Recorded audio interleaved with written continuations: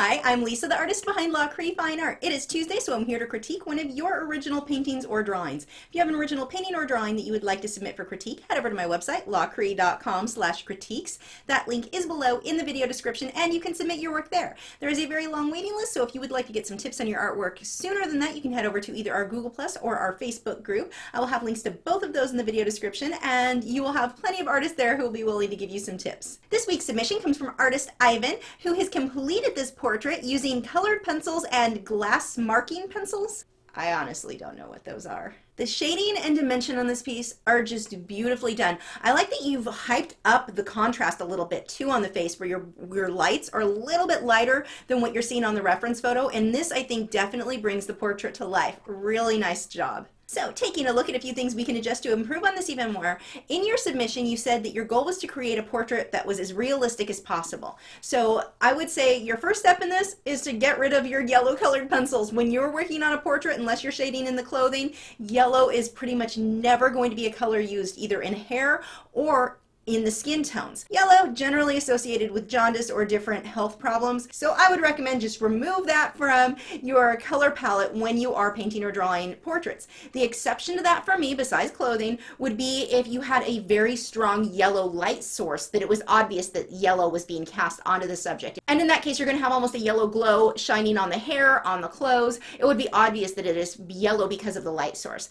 But as far as creating skin tones, making realistic portraits, yellow's not a color you're pretty much ever going to use. So if we pull the yellow all the way out of this portrait and replace it with colors that are more of a reddish brown and brown tones, look how much more realistic this looks. It has a much more natural look to it. My next tip is just to watch your initial outline, your initial drawing. You've got a few things that are a little bit off. The nostril on the right side of the portrait, that is not shaped quite right. The ear is not completely done. And watch ears especially. This is one of those things, I think noses fall into this a lot too, but ears, we think, okay, an ear, it's a loop and then a little loop and then we're done.